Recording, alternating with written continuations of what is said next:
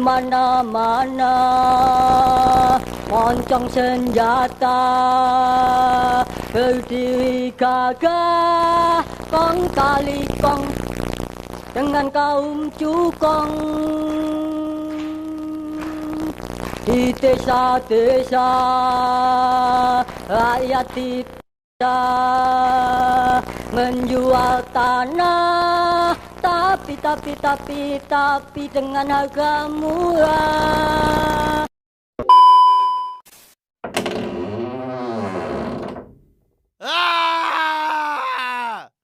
Yeah.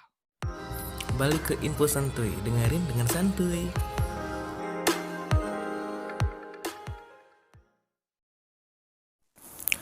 Sudah lebih 22 tahun Wiji Tukul hilang. Kabar tentang dirinya tak terdengar lagi sejak Mei 1998. Pada Maret 2000, Sipon atau Siti Dia Sujira, sang istri, melapor soal membahas komisi untuk orang hilang dan korban tindakan kekerasan, Kontras. Sejak awal era 1990-an hingga 1998, penyair Pelo dan pro-demokrasi aktivasi ini memang dipertanyakan oleh pemerintah Orde Baru. Pada Oktober 1989, Tukul menikah dengan istrinya, Siti Dia Sujria alias Sipon, yang saat itu berprofesi sebagai buruh. Tak lama sejak pernikahannya, pasangan Tukul Sipon dikarunia anak pertama bernama Fitri Ngantiwani. Kemudian pada tanggal 22 Desember 1993, anak kedua mereka lahir, diberi nama Fajar Merah. Wiji Tukul bukanlah penyair yang hanya piawai menyuarakan kata-kata puitis. Dia dan kata-katanya adalah penggerak massa yang tertindas. Pada 11 Desember 1995, Tukul membakar semangat lebih dari 15.000 buruh pabrik garmen PT Sri Rezeki Isman (Sritek) di Desa Jetis, Sukoharjo, Solo untuk berhenti bekerja sejak pagi. Penyebabnya adalah para buruh menuntut kenaikan upah kerja. Tukul selaku ketua jaringan kesenian rakyat (Jakar) yang dekat dengan Partai Rakyat Demokratik (PRD), selalu menggerakkan buruh untuk berdemonstrasi. Bagi PRD, demonstrasi buruh Sritek adalah gerakan politik kaum buruh melawan Orde Baru. Namun, sebelum pukul 7 pagi, aparat tiba merangsak barisan para buruh. Dalam petik, saya hanya mendengar ibu-ibu menjerit ketakutan, tapi jeritan itu tidak bisa menghentikan pukulan, ujar Tukul, seperti dikutip di buku Wiji Tukul, Teka-teki Orang Hilang, 2015.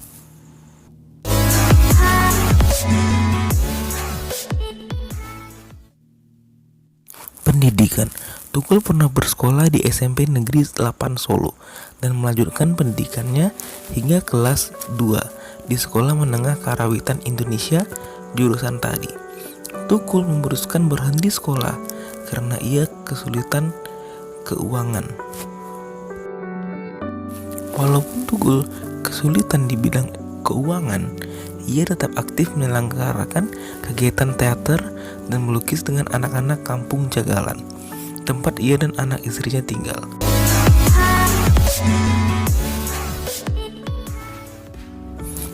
Aktivitas Tukul. Pada 1994 terjadi aksi petani di Ngawi, Jawa Timur. Tukul yang memimpin massa dan melakukan orasi ditangkap serta dipukuli militer. Pada 1952, ia ikut demonstrasi memprotes pencemaran lingkungan oleh pabrik tekstil PT Sariwarna Ati Solo. Tahun-tahun berikutnya, Tukul aktif di jaringan kerja kesenian rakyat (Jakar). Tahun 1995, Tukul mengalami cedera mata kanan karena dibenturkan pada mobil aparat sewaktu ia ikut dalam aksi protes karyawan PT Sritek. Peristiwa 27 Juli 1998 menghilangkan jejaknya hingga saat ini. Ia salah seorang dari belasan aktivis yang hilang. April 2000, istri Tukul, Sipon, melaporkan suaminya yang hilang ke Komisi untuk Orang Hilang dan Korban Tindak Kekerasan Kontras. Forum Sastra Surakarta FSS yang dimotori penyair Sosiawan Leak dan Wowok Hesti Prabowo mengadakan sebuah forum solidaritas atas hilangnya Tukul yang berjudul Tukul Pulanglah, yang diadakan di Surabaya, Mojokerto, Solo, Semarang, Jogja, dan Jakarta.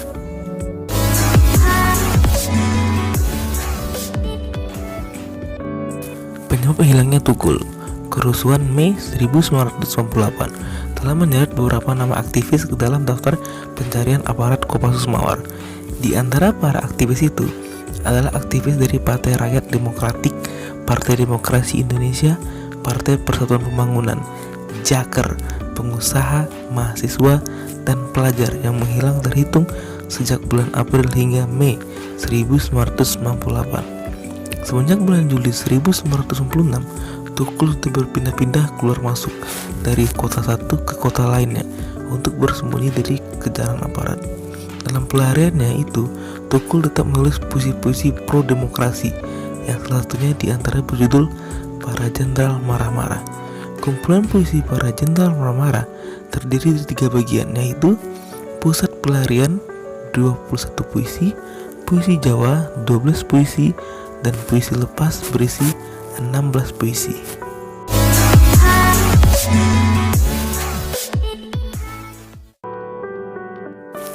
Prestasi dan penghargaan Tukul.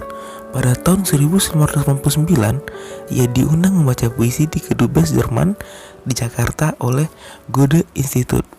Pada tahun 1991, ia tampil ngamen puisi pada Pasar Malam Puisi Erasmus Huis, pusat kebudayaan Belanda di Jakarta.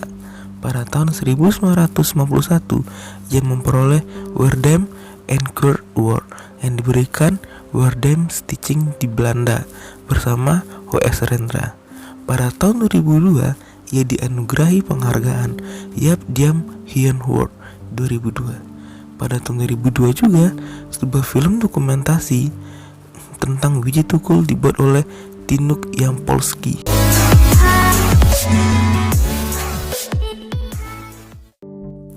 Pada tahun 1957, sebab bertemu dengan ketua KTT-LV cabang Jakarta yang berkewarganegaraan Belanda. 25 sampai 27 Desember 1997 bertemu dengan istrinya bersama kedua anaknya di Kaliurang, Yogyakarta.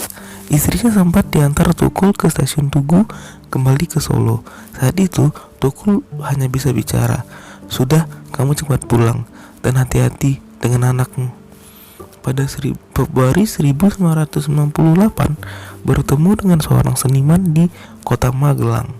Pada 19 Februari 1998 berhubungan melalui telepon. Ini adalah komunikasi terakhir dengan Tukul. Sekitar Maret April 98 bertemu dengan staf komunitas Utan Kayu di kantor ISAI Jakarta. Sekitar Maret April 1998 sempat makan bakso bersama-sama sekitar bypass Jalan Pemuda Jakarta. Setelah itu, Tukul tidak terlihat lagi sampai sekarang.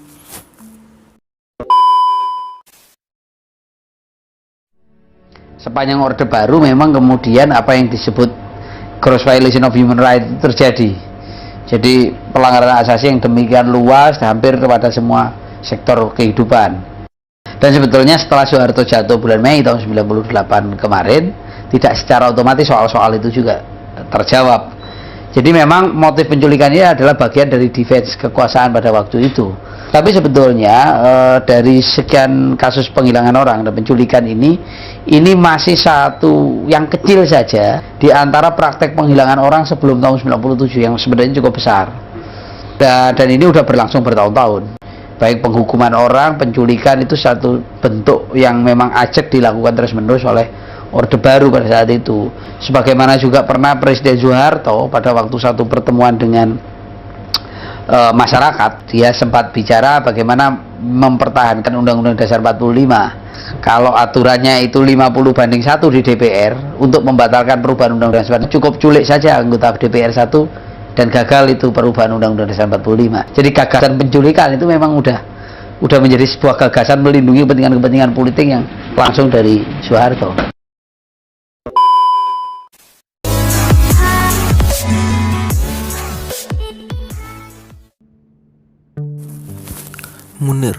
Munir Said Tholib lahir di Malang, Jawa Timur 8 Desember 1965, meninggal di Jakarta di dalam pesawat jurusan ke Amsterdam 7 Desember 2004 pada umur 38 tahun. Adalah seorang aktivis HAM Indonesia keturunan Arab Indonesia. Jabatan terakhirnya adalah Direktur Eksekutif Lembaga Pemantau Hak Asasi Manusia Indonesia, imparsial. Saat menjabat Dewan Kontras, namanya melambung seorang pejuang bagi orang-orang hilang yang diculik pada masa itu. Saat itu ia membela para aktivis yang menjadi korban penculikan tim Mawar dari Kopassus.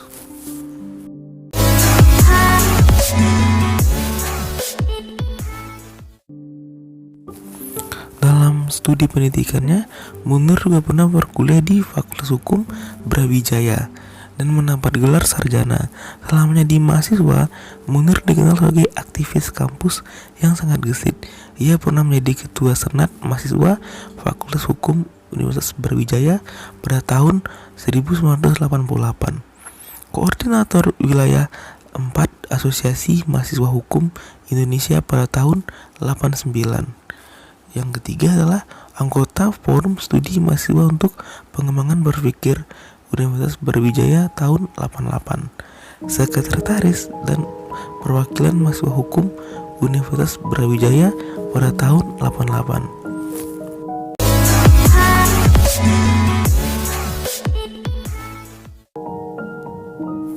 Dan sekarang kita membahas apa sih kasus-kasus yang pernah Munir tangani, yaitu kasus Araujo yang dituduh sebagai pemberontak melawan pemerintah Indonesia untuk memerdekakan Timur-Timur dari Indonesia tahun 1992. Kasus Marsina, aktivis buruh yang dibunuh oleh militer pada tahun 94, menjadi penasihat hukum warga Nipah, Madura dalam kasus pembunuhan petani-petani oleh militer tahun 93, menjadi penasihat hukum mahasiswa dan petani di Pasuruan dalam kasus kerusuhan di PT Shell Samsung dengan tuduhan sebagai otak kerusuhan pada tahun 95. Penasihat hukum Muhadi, sopir yang dituduh melakukan penembakan terhadap seorang polisi di Madura tahun 94. Penasihat hukum korban dan keluarga korban penembakan mahasiswa di Semanggi 1 98 dan Semanggi 2 tahun 99. Penasihat hukum dan koordinator advokasi kasus-kasus pelanggaran berat HAM di Aceh, Papua melalui Kontras. Bukan hanya itu, Munir juga aktif di beberapa kegiatan advokasi dalam bidang perburuhan, pertanahan, lingkungan, gender, dan sejumlah pelanggaran hak sipil dan politik.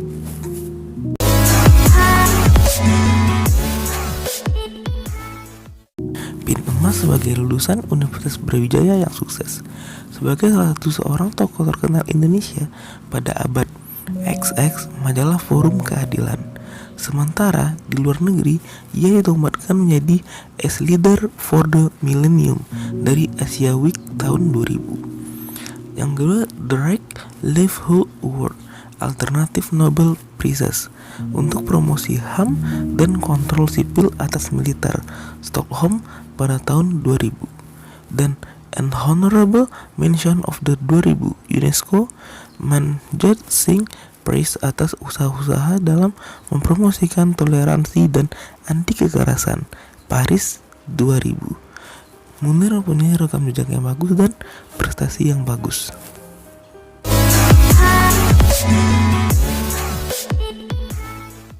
Proses kematian Munir. Selain untuk berkuliah, keberangkatan Munir ke Belanda juga untuk mengobati anak sulungnya, Sultan Alif Allende, yang mengalami autisme. Munir memang berencana memboyong keluarga kecilnya itu ke negara Tulip saat sudah menetap di sana. Di antara sang istri, kedua anak juga rekan sesama aktivis. Dengan semangat penuh, Munir menaiki pesawat Garuda Indonesia dengan nomor penerbangan GA974 tujuan Amsterdam dengan transit di Singapura. Sayangnya, semua impian itu harus musnah. Menjadi cerita kelam, di atas ketinggian 10.000 kaki, Munir menghembuskan nafas terakhirnya. Ia tewas 2 jam sebelum pesawat mendarat di Bandara Udara Schiphol, Amsterdam, pukul 18.10 waktu setempat. Hasil autopsi kepolisian Belanda menemukan Munir tewas karena racun arsenik dalam tubuhnya yang berjumlah 3,1 mg. Jumlah ini 2 kali lipat dari ketahanan tubuh manusia. Sejumlah dugaan menyebut ayah 2 anak itu diracun dalam perjalanan Jakarta ke Singapura, bahkan saat transit di Singapura.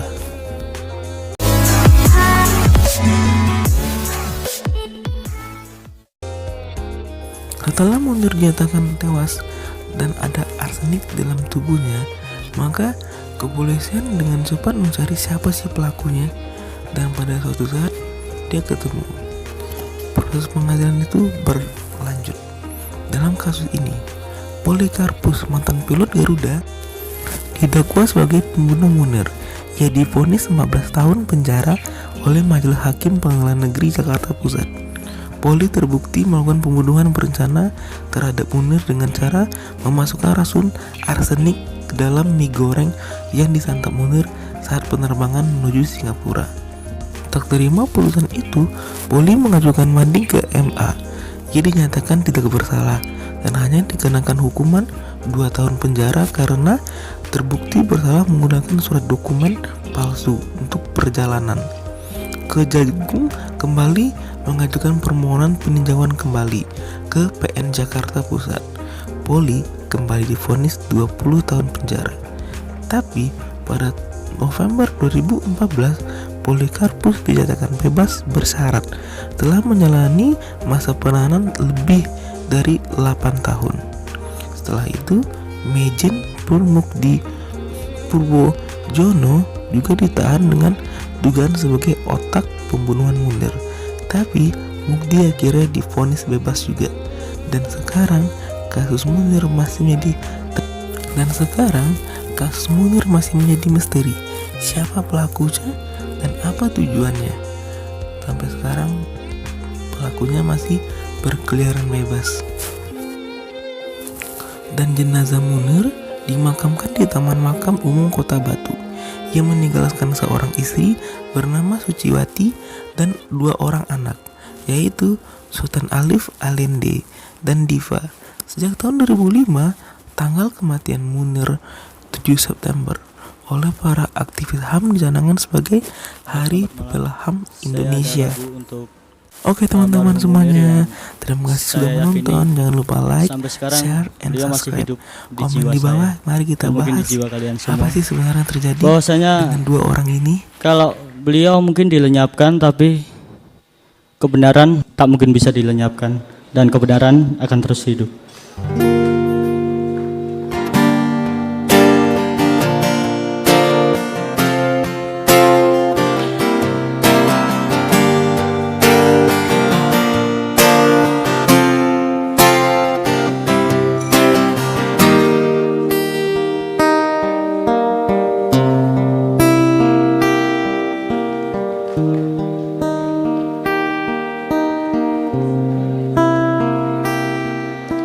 Suaraku tak bisa berhenti bergema di semesta raya, suaraku membara. Walau kau terus saja coba membungkamnya, namun suaraku takkan pernah bisa kau redam. Oh, tak bisa kau redam.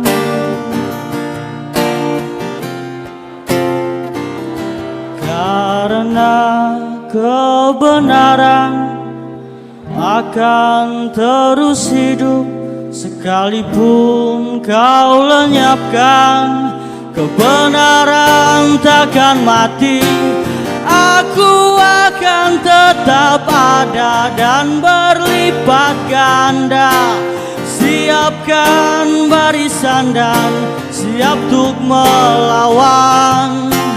Aku akan tetap ada dan berlipat ganda.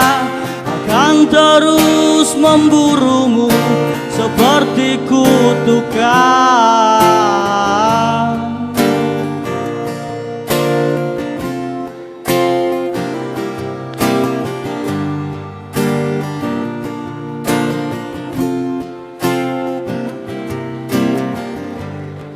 Aku bukan artis pembuat berita, tapi aku memang selalu kabar buruk buat penguasa. Puisiku bukan puisi, tapi kata-kata gelap yang berkeringat dan berdesakan mencari jalan. Ia tak mati-mati meski bola mataku diganti.